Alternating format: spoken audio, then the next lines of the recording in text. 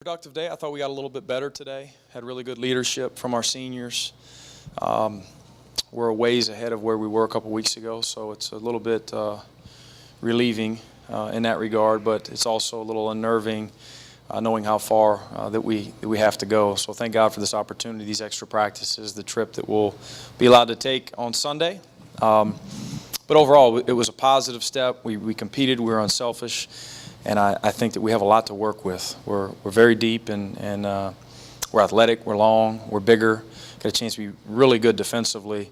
And if that's where our mindset gets to, if this team sells out to being the best it can be defensively and has as healthy a locker room as last year's team, it ought to be a fun year. Coach, talk about Sunday and the Bahamas trip, the experience, and what it means as far as just the growing of a human being to get that experience. Sure, it's a once-in-a-lifetime opportunity really for not only our guys but for our staff. No one in our entire program has even been to the Bahamas, so it'll be really cool. It'll be nice to experience a different part of the world, but more importantly to spend time with one another, to grow as a unit, to learn more about each other collectively and individually.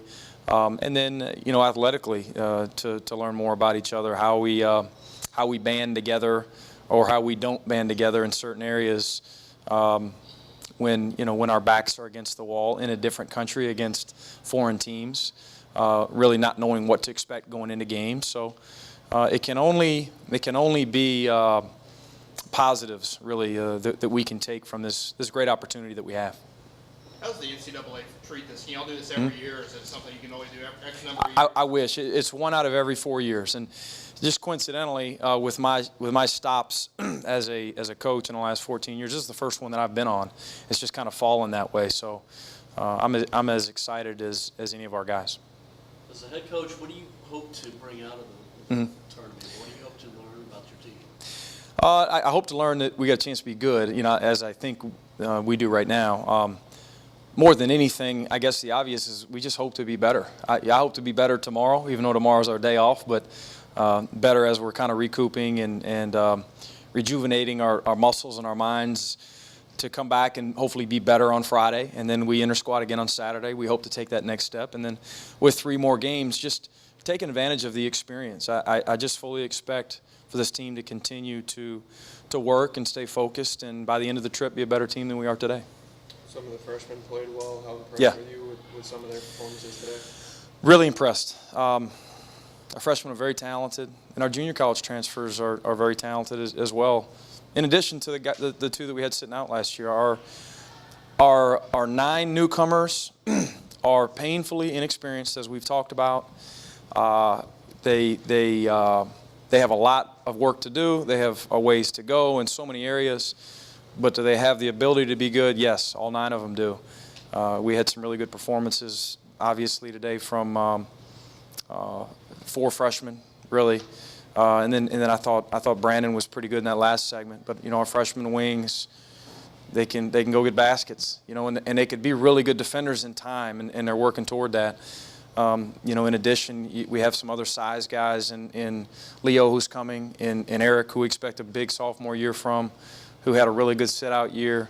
Janiah White altered and blocked a ton of shots today. Dan Griffin, I thought, did some really good things, and he's in a tough spot, battling against our veteran guards every day. And then Kedar and Merle are right there. Those guys bring length and athleticism and a certain toughness and a winning attitude. They come from 2 really good junior college programs. So the pieces are in place. I wish we could. I wish every one of those 9 guys had a year or 2 experience under their belt, and I'd feel a little bit better. We don't have that, obviously, but if we do our job, if they continue to work and stay the course, in December, all 9 of those guys should be significantly better than they are today. You had some 2 interesting lineups. I don't know if you changed it a whole lot between the first half and the second half. Were there just some groups that you were trying to get some chemistry with? Really just almost flip of a coin type stuff, just to change it up a little bit, break up the monotony. We want guys to butt heads and battle, but after 20 minutes, we are on the same team. So, excuse me. After that, those heads have butted enough, we try to mix it up a little bit. With the 2-3 zone, if you can just kind of, I guess, explain why you want to do it more this year. We're looking at doing more of it just because we think we could be really good at it, and we want to just give opponents something more to prepare for. We've been basically a base man team in the past. We're able to switch our looks with our man. We're able to, with our interchangeable parts, we're able to switch a lot in the half court, and then we're able to throw different presses at you as well. We think this team, if we, I guess, because of the early enough start, if we can get enough experience, gain enough reps in zone, we could be a really good zone team as well. Hopefully, that's the hope. So we're just experimenting with it right now, and I guess we'll evaluate probably early fall where we're at and whether or not we continue to stay the course that way or rid of it. But it's been pretty good to us to this point. And in addition, we know we're going to be zoned a lot, so we have to go against zone in practice every day for offensive purposes as well. Does the 2-3 benefit you because of the length you've added to the roster? Yeah, I think so. And I think in certain ways you can avoid some of your inexperience with zone.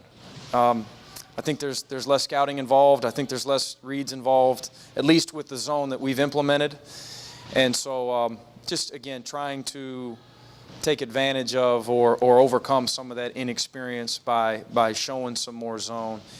And, again, who knows if we'll be able to do that, if we'll be able to do that come Division I games in November, December. But we sure are working on it right now. I know we're about to talk to Kaiser, but when you've got some more length in a guy like Janiah White, I guess the obvious question would be, will you see both of them on the floor at the same time? Oh, there's a chance. We've been that way since we've been here. We're always going to play the best 5 players, and we're always going to substitute liberally and play deep and play to our bench. We love our length and versatility and athleticism. Mike Kaiser's been a game changer for us defensively for 3 years. And Mike's going to be a better player as a senior. He's going to have a great senior year. But it's nice to have other similar Mike Kaisers out there. And Janiah's not the only one. We've added significant length from 2 or 3 other guys as well. So Mike's making them better. They're making him better. Can we play them together at times? For sure.